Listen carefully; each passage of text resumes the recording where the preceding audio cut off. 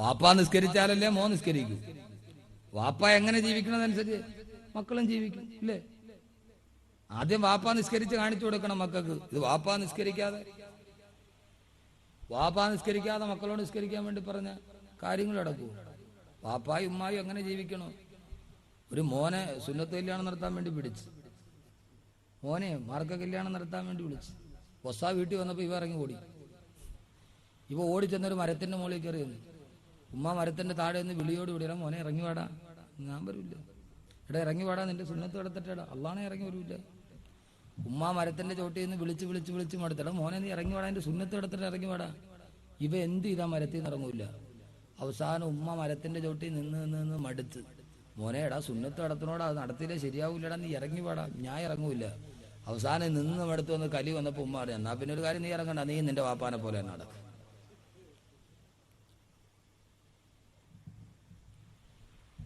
വാപ്പായും മോനും ഒരുപോലെ നടക്കും. വാപ്പയും ഉമ്മയും എങ്ങനെയാണ്? എന്റെ സഹോദരി, നീ മഗ്‌രിബിന്റെ ബാങ്ക് വിളിച്ചു, സ്ഥലത്തിന്റെ പേര് എനിക്ക് കണ്ടുകുഴി കണ്ടാലും കൊണ്ടാലും കൊണ്ടില്ല എന്തേലും ഒഴിക്കട്ടെ. കണ്ടുകുഴിയിൽ ഈ തൈക്കാവില് ബാങ്ക് മഗ്‌രിബിനെ വിളിച്ചു. ഒരു സ്ത്രീ അവള് പോയി ഒളു എടുത്ത് മുസല്ലയുമായിട്ട് വന്ന് വീട്ടിൽ മുസല്ല വെച്ചു. അള്ളാഹു വന്ന് കൈകെട്ടി നിസ്കരിച്ചു. നിന്റെ കൂടെ ഇരിക്കുന്ന പെൺകുട്ടി ഉമ്മ നിസ്കരിക്കുന്നുണ്ടാ കൂടെ വന്ന് നിസ്കരിക്കും ഇല്ലേ? ഉമ്മ നിസ്കരിച്ച വന്നെടുത്ത് നിസ്കരിക്കുവോ? വാപ്പ പള്ളിയിലോട്ട് പോകണം. പോകുന്ന വഴിയിൽ നമ്മുടെ പ്രായപൂർത്തിയായ മക്കളെ, കൊച്ചുമക്കളെ പള്ളിയിൽ കൊണ്ടുപോയി പഠിപ്പിക്കണം. സഹാബാക്കൾ റസൂലുള്ളാഹിയുടെ പള്ളിയിൽ നിസ്കരിക്കാൻ വേണ്ടി പോകുമ്പോൾ അവരെ കൈയും പിടിച്ചുകൊണ്ട് മക്കളെയും കൊണ്ടുപോകുമായിരുന്നു. നമ്മൾ നമ്മുടെ മക്കളെ കൊണ്ടുപോയി പഠിപ്പിക്കണം. നമ്മൾ ഇത്രയൊക്കെ മക്കൾക്ക് വേണ്ടി എല്ലാം ചെയ്യുന്നുണ്ട്, സമ്പാദിക്കുന്നുണ്ട്, എല്ലാം ചെയ്യുന്നുണ്ട്. പക്ഷെ നമ്മൾ നമ്മുടെ മക്കളെ ദീനും കൂടെ പഠിപ്പിച്ചു കൊടുക്കണ്ടേ? അള്ളാഹു തൗഫീക്ക് നൽകുമാറാകട്ടെ. അതുകൊണ്ട് മക്കൾക്ക് വേണ്ടി ആദ്യം ചെയ്യേണ്ട എന്ത് ചെയ്യണം? കാര്യമായിട്ട് ദുആ ചെയ്യണം. എപ്പോ ദുആ ചെയ്താൽ അള്ളാഹിനോട് മക്കളുടെ കാര്യത്തിൽ ദുആ ചെയ്യണം. അള്ളാഹു തൗഫീക്ക് നൽകട്ടെ. എന്തോ ഒരു സ്നേഹമാണ് നമുക്ക്. കള്ളുകുടിന് പോലും സ്നേഹം മക്കളോടാണ്. അവ നന്നായിട്ട് കള്ളുകുടി, എന്നാലും മക്കളോടുള്ള സ്നേഹമോ. പുനലൂർ അടുത്തടുത്ത് അതിന് പോയി. അപ്പൊ ഞാനിങ്ങനെ മക്കളുടെ കാര്യമൊക്കെ പറഞ്ഞിട്ട് മക്കള് ഹാഫിളീങ്ങളാവാൻ ഒരു 6666 വെച്ച് വാഗ്ദാനം ചെയ്യാൻ പറഞ്ഞു. ഒത്തിരി പേര് വാഗ്ദാനം ചെയ്തു.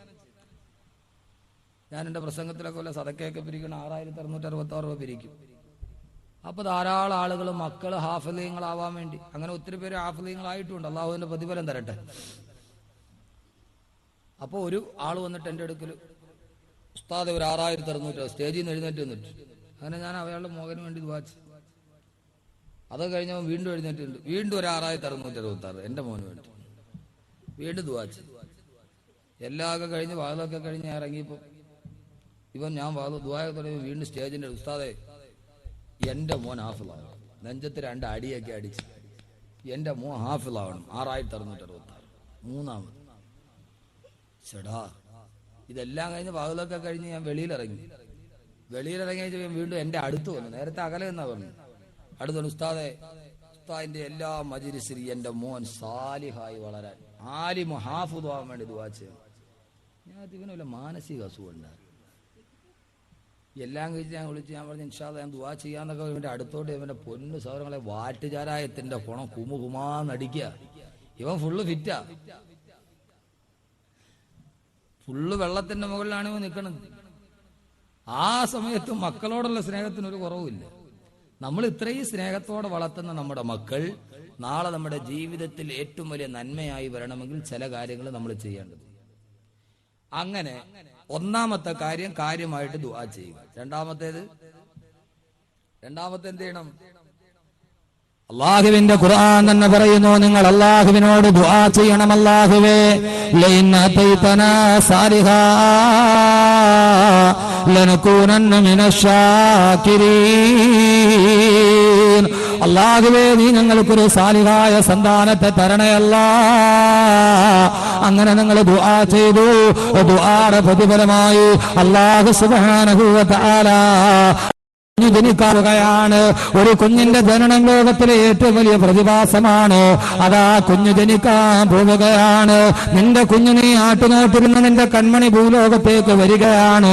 അള്ളാഹുവിന്റെ പ്രവാചകൻ പറഞ്ഞു, ഒരു കുഞ്ഞു ജനിച്ചാലുടനെ അവന്റെ വലതു ചെവിയിൽ നീ ബാങ്ക് കൊടുക്കണം, ഇടതു ചെവിയിൽ ഇഖാമത്ത് കൊടുക്കണം, അവന് സുന്ദരമായൊരു പേര് വിട്ടു കൊടുക്കണമെന്ന് ആദരവായ പ്രവാചകൻ നബി മുഹമ്മദുർ റസൂലുള്ളാഹ്.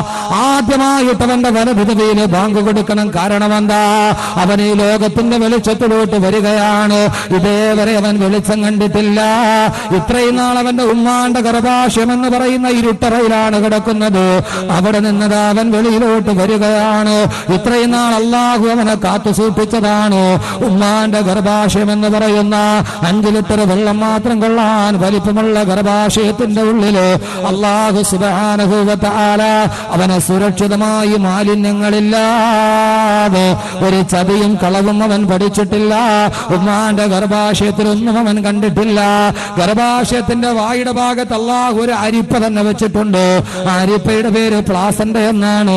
എന്ന് പറഞ്ഞാൽ ഗർഭാശയത്തിന്റെ ഉള്ളിൽ കിടക്കുന്ന കുട്ടി ഉമ്മാന്റെ രക്തത്തിൽ വിഷാംശങ്ങൾ ഉണ്ടെങ്കിൽ, ഉമ്മയുടെ ശരീരത്തിൽ എന്തെങ്കിലും മാലിന്യമുണ്ടെങ്കിൽ ഗർഭാശയത്തിൽ കിടക്കുന്ന കുഞ്ഞിന്റെ ശരീരത്തിന് പിടിക്കാട് അള്ളാഹു ഒരു അരിപ്പ തന്നെ വെച്ചിരിക്കുകയാണ്. അത്ര അരിച്ചു ശുദ്ധമായിട്ടാണ് ഒരു കുഞ്ഞു ലോകത്തോട്ട് വരുന്നത്. ഇനിയാണ് അവൻ കൊള്ളപ്പലിശക്കാരന്റെ കൂടെ ജീവിക്കാൻ പോകുന്നത്. ഇനിയാണ് അവൻ കള്ളുകുടിയനെ കാണാൻ പോകുന്നത്. ഇനിയാണ് അവൻ പെൺവാണിഭക്കാരനെ കാണാൻ പോകുന്നത്. അവൻ ഇത്രയും നാളും ഇരുട്ടത്തായിരുന്നു. ഇനി അവൻ കാണാൻ വെളിച്ചം കാണാൻ പോവുകയാണ്. അവൻ ലോകത്തിന്റെ സൂര്യന്റെ വെളിച്ചം കാണുമ്പോ, ചന്ദ്രന്റെ വെളിച്ചം കാണുമ്പോ അവന്റെ ചെവിയിൽ നിങ്ങൾ പറഞ്ഞു കൊടുക്കണേ, മമ്പേനോറ് സംസ്വ കമറ്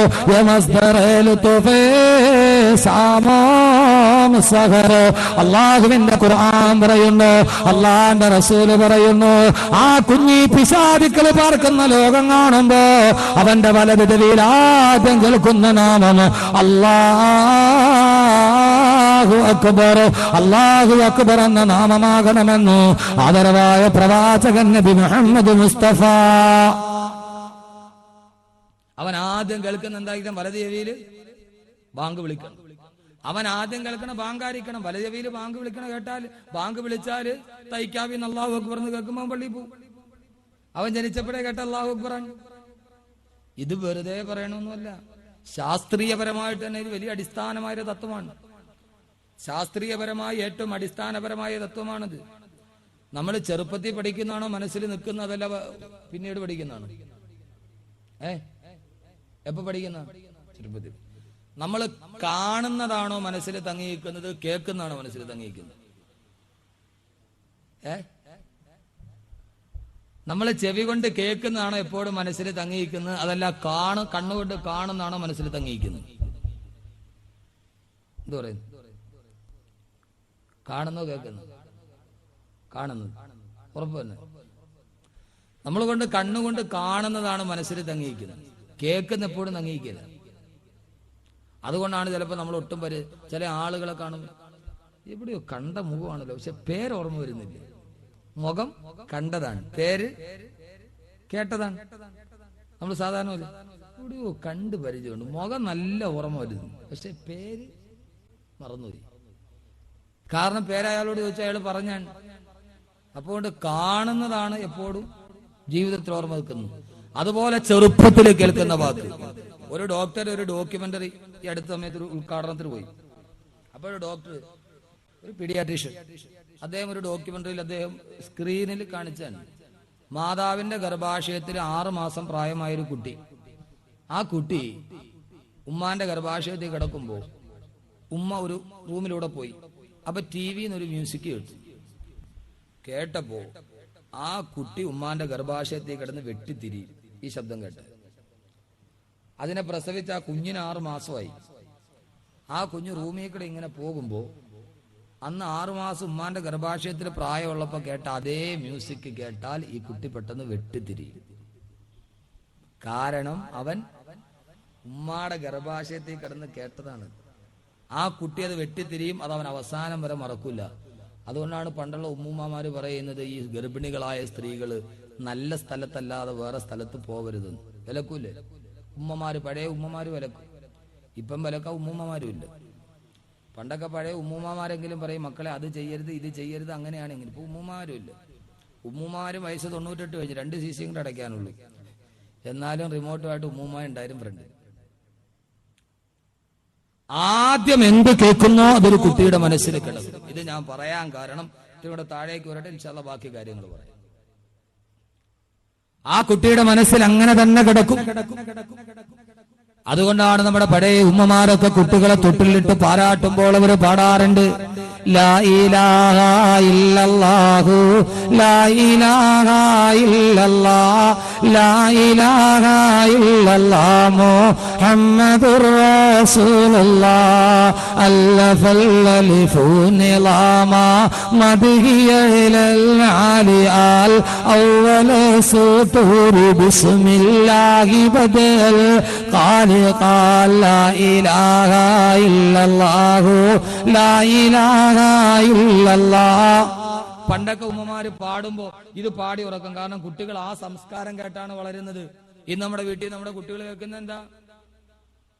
അന്ന് നമ്മുടെ കുട്ടികൾ ലാ ഇലാഹ ഇല്ലല്ലാഹ് കേട്ട് വളർന്നു. ഇന്ന് നമ്മുടെ കുട്ടികൾ അതേ കുട്ടികൾ കട്ടിലേക്ക് കിടന്ന് ആടുമ്പോ കേൾക്കുന്ന എന്താ? ഞാൻ കെട്ടിയ പെണ്ണിന് ഇത്തിരി ചന്തം കുറവാണ്, ഞാനെത്തും മണിയറയിൽ നേരത്തെ അവളെത്തും, കവളത്തൊരു മുത്തം തന്നോണ്ട് അവൾ ഇരിക്കും. നമ്മുടെ കുട്ടികൾ കേട്ട് വളരുന്നതാണ്. നമ്മുടെ കുട്ടികൾ നമ്മുടെ ഇടയിൽ കേട്ട് വരുന്നതാണ്. എന്റെ പ്രിയപ്പെട്ട സഹോദരങ്ങളുണ്ട്, ഇതിൽ പ്രധാനപ്പെട്ടതാണ് നമ്മുടെ കുട്ടികൾ വളരുന്ന സാഹചര്യം. അത് ഒരുക്കേണ്ടതാരാണ്? മാതാപിതാക്കളാണ്. അള്ളാഹുവിന്റെ റസൂല് പറഞ്ഞു, വലതു ചെവിയിൽ ബാങ്ക് കൊടുക്കണം, ഇടത് ചെവിയിൽ ഇഖാമത്ത് കൊടുക്കണം. അതിനുശേഷം ആ കുഞ്ഞിന് നിങ്ങൾ സുന്ദരമായൊരു പേരിട്ട് കൊടുക്കണം. അള്ളാഹുവിന്റെ പ്രവാചകൻ പറയുകയാണ്, കേട്ടുകൊള്ളുക, ഹഖുൽ വാലിദി അലൽ ഹഖുൽ വലദി അലൽ വാലിദി അൻ യുഹ്സിന ഇസ്മഹു ഇദാ വലദാ വഅൻ യുഅല്ലിമഹു ഇദാ അകലാ വഅൻ യുസവ്വിദഹു ഇദാ അദ്റകാ. മാതാപിതാക്കൾക്ക് മക്കളോട് 3 കടമയുണ്ട്. അതിലൊന്നാമത്തെ കടമ അൻ യുഹ്സിന ഇസ്മഹു ഇദാ വലദാ. അവൻ ജനിച്ചാലുടനെ അവനൊരു നല്ല പേരിട്ട് കൊടുക്കണേ. ജനിച്ചാലുടനെ നല്ല പേരിട്ട് കൊടുക്കണം. പേരിലും കഥയുണ്ട്. ചില ആളുകൾ പറയും പേരിൽ വലിയ കാര്യമില്ല. പേരിലും കാര്യമുണ്ട്. ഉമർ അള്ളാന്റെ അടുക്കൽ ഒരാൾ വന്നു, എന്താ പേര്? എന്റെ പേര് ശിഹാബ്, തീക്കൊള്ളി. ശിഹാബിന്റെ അർത്ഥം എന്താ? തീക്കൊള്ളി. ഇവിടെ ആരെയും ശിഹാബ് ഉണ്ടെങ്കിൽ അങ്ങോട്ടും ഇങ്ങോട്ടും നോക്കാല്ലേ. ശിഹാബുദ്ദീൻ എന്ന് പറഞ്ഞാൽ കുഴപ്പമില്ല. ശിഹാബ് എന്ന് പറഞ്ഞാൽ അതിന്റെ അർത്ഥം തീക്കൊള്ളി എന്നാണ്. ഓഹോ, നിന്റെ വാപ്പാന്റെ പേരെന്താ? അബ്ദുന്നാർ, തീയുടെ അടിമ. കൊള്ളാം. നിന്റെ വീട്ടുപേരെന്താ? ബൈത്തുന്നാർ, തീയുടെ വീട്. കൊള്ളാം. ഉമർ അള്ളാനോട് നിന്റെ ജീവിതം അങ്ങനെ തന്നെ ആവുള്ളൂ. ചരിത്രത്തിൽ കാണാം, ആ കുടുംബം മരണപ്പെട്ടത് വീടിന് തീ പിടിച്ചിട്ടാണ്. അതുകൊണ്ട് പേരിലും കഥയുണ്ട്. അതുകൊണ്ട് നല്ല പേരിടണം. ഒരു കുട്ടിയുടെ പേര് ഞാൻ ചോദിച്ചു, വാപ്പാട് എന്താ പേര്? അബു. അത്ര ഉള്ള വെറും അബു. അതോ ഉസ്താദ് ഇപ്പൊ ഇവന് 3 വയസ്സായതേ ഉള്ളൂ. ഒരു 10 വയസ്സ് കഴിഞ്ഞിട്ട് ഇവൻ നേരെ ചൊവ്വേ നടക്കുകയാണ്, ഒരു വാക്കം കൂടെ കൂട്ടി അബൂ ബക്കർ എന്നിടാം. ഇവൻ തലതിരിഞ്ഞ് പോവുകയാണെങ്കിൽ ഒരു വാക്കുകൂടെ കൂട്ടി അബൂ ജഹൽ എന്നിടാം. അപ്പൊ അതുകൊണ്ട് ഇപ്പൊ തൽക്കാലം മൗക്കൂഫായിട്ട് അബൂ എന്നിട്ടിരിക്കുക. നന്നായിട്ട് വന്ന അബൂബക്കർ, തലതിരിഞ്ഞ് പോയ അബൂ ജഹൽ. അതുകൊണ്ട് പേരിലും കാര്യമുണ്ട്. പാപ്പാടവും മാടയും പേരിന്റെ ആദ്യത്തെ അക്ഷരം കൂട്ടിയിട്ട് പേരിട്ടാൽ കുഴപ്പമുണ്ടാവും. ബാസത്തിനും അസൂറാക്കും കൂടെ ഒരു മോനുണ്ടായി. ബാസത്തിന്റെ ഭായും അസൂറാടെ സൂറും കൂടെ കൂട്ടിയിട്ട് മോന് പേരിട്ടു ബാസൂർ. എങ്ങനെയുണ്ട്? ബാസൂർ നല്ല പേരാണ് അല്ലേ? അർത്ഥം എന്തുവാ ബാസൂറിന്റെ? മൂലക്കുരു. പൈൽസ്. പൈൽസ് മദ്രസയെ കൊണ്ടേ ചേർത്തപ്പോ ഉസ്താദ് മുഹമ്മദും കൂടെ ചേർത്തി മുഹമ്മദ് ബാസൂറായി. സ്തുതിക്കപ്പെട്ട മൂലക്കുരു. അതുകൊണ്ട് പേരിടുമ്പോൾ ആ പേര് നന്നാക്കണം. ഇതൊന്നും ചെറിയ വിഷയങ്ങളാണ്. എനിക്ക് വലിയ 1-2 വിഷയങ്ങൾ പറയാനുണ്ട്. ഖുർആൻ നല്ല പേരിട്ട് കൊടുക്കണം. രണ്ടാമത്തെ കടമ ഏതാ? ആദ്യം പേരിട്ട് കൊടുക്കണം. ഇനി ആരുടെ പേരാ സ്വീകരിക്കേണ്ടത്? ഉമ്മയാണോ പേരിടേണ്ടത്? ഉപ്പയാണോ പേരിടേണ്ടത്? ആര് പേരിടണം? ഉമ്മ പേരിടണോ? ഉപ്പ പേരിടണോ? നിങ്ങളെന്താ ഒന്നും മിണ്ടാ ഇങ്ങനെ ഇരിക്കുന്നത്? ഉമ്മയാ? നിങ്ങൾ പുരുഷന്മാരല്ല, നിങ്ങൾ വാപ്പാന്നേ പറയുള്ളൂ. സഹോദരന്മാരെ, ഉമ്മയുടെ പേരാണ് സ്വീകരിക്കേണ്ടത്. ഞാൻ നിങ്ങളുടെ കൂടെയാണ്. ഉമ്മയ്ക്കാണ് പേരിടാൻ, രണ്ടുപേരും തമ്മിൽ പേര് പറഞ്ഞു. നല്ല പേര് ഉമ്മ പറഞ്ഞ പേരാണെങ്കിൽ ഉമ്മയുടെ പേരിനെ മുന്തിക്കണം. കാരണം അല്ലാഹുവിന്റെ ഖുർആനാണ് തെളിവ്. Hannah ബീവിക്കൊരു മകളുണ്ടായപ്പോ Hannah പറഞ്ഞതെന്താണ്? വഇന്നീ സമ്മൈതുഹാ മറിയമ, ഈ കുഞ്ഞിനെ ഞാൻ മറിയമെന്ന് പേരിടുകയാണ്. ഹന്നാ ബീവിയാണ് മകൾക്ക് പേരിട്ട് കൊടുത്തതെന്ന് ഖുർആൻ പറയുമ്പോ ഉമ്മയാണ് മകൾക്ക് പേര് ചൊല്ലി വിളിക്കേണ്ടതെന്ന് അള്ളാന്റെ വിശുദ്ധ ഖുർആൻ. ഹന്നാ ബീവി പറഞ്ഞു ഇനി സമ്മൈതുഹാ മറിയമ, ഞാൻ ഇവൾക്ക് മറിയമെന്ന് പേരിടുകയാണ്, അതുകൊണ്ട് ഉമ്മയാണ് പേരിടേണ്ടത്. അങ്ങനെ പേരിട്ട് കഴിഞ്ഞ് അടുത്ത കടമ എന്താ? ഇതാണ് ഇനി നമ്മൾ ശ്രദ്ധിക്കേണ്ടത്. പേരിട്ടു. രണ്ടാമത്തെ കടമ അല്ലാഹുവിന്റെ ഖുർആൻ പറയുന്നു വഅയ്യുഅല്ലിമഹു ഇദാ അകല വഅയ്യുഅല്ലിമഹു ഇദാ അകല, അവന് ബുദ്ധിയായി കഴിഞ്ഞാല് അവനെ നീ അള്ളാഹിനെ കുറിച്ച് പഠിപ്പിച്ചു കൊടുക്കണേ, അള്ളാഹുവിന്റെ ദീൻ പഠിപ്പിച്ചു കൊടുക്കണേ.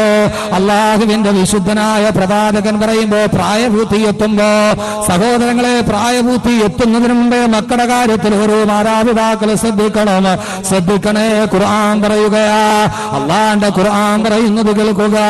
യാ അയ്യുഹല്ലദീന ആമനൂ ലയസ്തഅദിനുകുമുല്ലദീന മലകത് അയ്മാനുകും വല്ലദീന ലം യബ്ലുഗുൽ ഹുൽമ മിൻകും സലാസ മർറാത്ത്. 3 നേരങ്ങളിൽ ഓരോ മാതാപിതാക്കളും മക്കളെ വളർത്തുന്നവരെ ശ്രദ്ധിച്ചു കൊള്ളുക.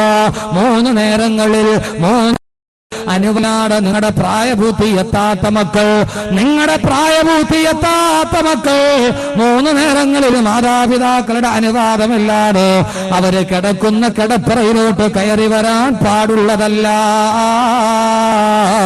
അല്ലാഹു പറയാണ് 14 നൂറ്റാണ്ടുകൾക്ക് മുമ്പ് 3 നേരങ്ങളിൽ മാതാപിതാക്കൾ കിടന്നുറങ്ങുന്ന കിടപ്പറകളിലേക്ക് അവരുടെ മക്കൾ അനുവാദമില്ലാതെ കടന്നു വരുന്നതിന് നിങ്ങൾ സൂക്ഷിച്ചു കൊള്ളണേ. യാ അയ്യുഹല്ലദീന ആമനൂ, ഓ സത്യവിശ്വാസികളെ, അല്ലാഹു പറയുന്ന കാര്യത്തിൽ നിങ്ങൾക്ക് വിശ്വാസമുണ്ടെങ്കിൽ എങ്ങനെയാ കേൾക്കുന്ന വാർത്തകൾ വെച്ച് അനുസരിക്കാതിരിക്കുന്നത്? എങ്ങനെയാ? 3 നേരങ്ങളിൽ മാതാപിതാക്കൾ കടന്നിറങ്ങുന്ന കടപ്പറയിലേക്ക് അവരുടെ മക്കൾ അനുവാദമില്ലാതെ കടന്നു വന്നുകൂടാ എന്ന് അല്ലാഹുവിന്റെ വിശുദ്ധ ഖുർആൻ.